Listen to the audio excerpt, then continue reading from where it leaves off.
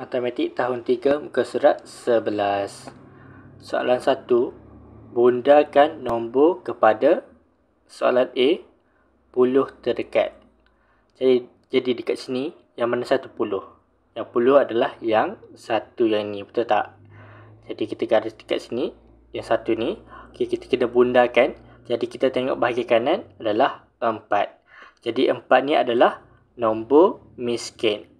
Ni 4. Okay. Jadi kita kena tambah kosong dekat 1. Tambah kosong dekat 1.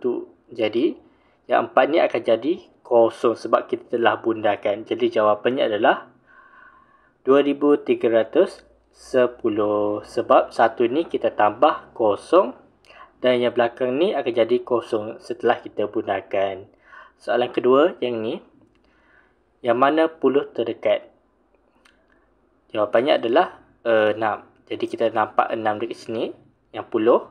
Jadi kita tengok bahagian kanan adalah 5. Jadi 5 ni adalah nombor kaya. Yang ini. Betul tak? Jadi kita kena tambah 1. Tambah 1 dekat 6 ni. Jadi kita tambah 1. Kita akan dapat 1870. 6 tambah 1. Kita akan dapat 7. Ya, bahagian yang kita bundakan tadi, kita akan dapat kosong. Akan jadi kosong. Soalan B. Ratus terdekat. Dekat sini yang mana yang ratus terdekat? Yang ratus adalah 4. Jadi kita tengok bahagian kanannya adalah 1. Jadi 1 ni adalah nombor miskin. Betul tak? Jadi kita kena tambah kosong dekat 4 ni. Tambah kosong. Jadi setelah kita bundakan, kita akan dapat 5400. Yang bahagian belakang ni akan menjadi kosong setelah kita bundakan. Soalan kedua yang ni. Yang mana ratus terdekat? Ratus adalah yang 6 ni. Betul tak? Jadi kita tengok bahagian kanan. Bahagian kanannya adalah 6. Yang ini. Jadi 6 ni adalah nombor kaya. Jadi kita kena tambah 1. Tambah 1 dekat 6. Yang ratus terdekat ni.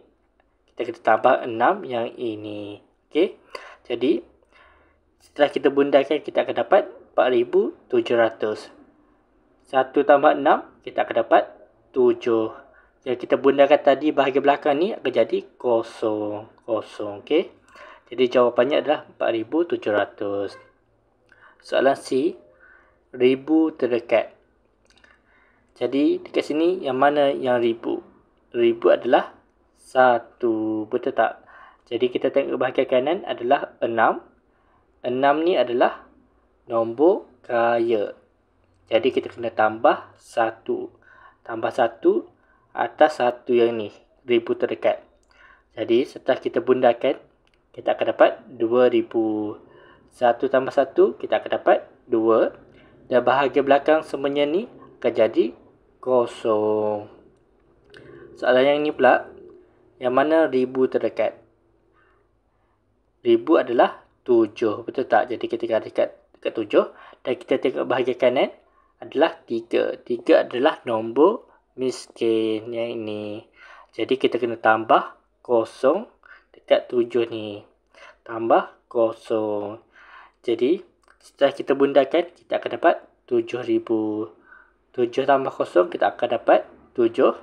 Dan bahagian belakang ni akan jadi kosong setelah kita bundakan. Soalan kedua pula. Tulis puluh, ratus atau ribu. Soalan A. 7011 dibundakan kepada terdekat menjadi 7010. Jadi kalau kita boleh nampak dekat sini, yang bahagian belakang hanya yang ini saja menjadi kosong. Jadi ini adalah puluh. Kalau kita bundakan yang ni, puluh terdekat, kita akan dapat kosong bahagian belakang ni. Soalan B. 9925 dibundakan kepada terdekat menjadi 10,000. So kalau kita nampak dekat sini, yang bahagian belakang menjadi kosong. Kosong. Bermaksud ianya bundanya adalah yang ini, betul tak? Yang 1000. Jadi jawapannya adalah 1000.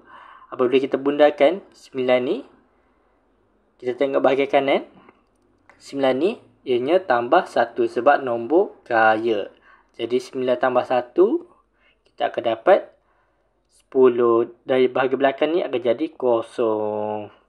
Sebab itulah ianya jadi 1000 terdekat. Kita bundakan. Soalan C. 3450 dibundakan kepada terdekat menjadi 3500. Kalau kita nampak dekat sini, ada dua kosong bahagian belakang. Betul tak? 2 kosong. Jadi ini adalah ratus terdekat. Di mana ianya bunda dekat 4 ni. Okey. Lepas tu tengok bahagian kanan. Iaitu 5. 5 adalah nombor kaya. Jadi kita kena tambah 1. Tambah 1 dekat mana? Dekat 4. 4 tambah 1, kita akan dapat 5. Dan bahagian belakang akan menjadi kosong. Jadi ini adalah jawapannya. Cikgu harap pelajar boleh faham macam mana kita nak bundakan.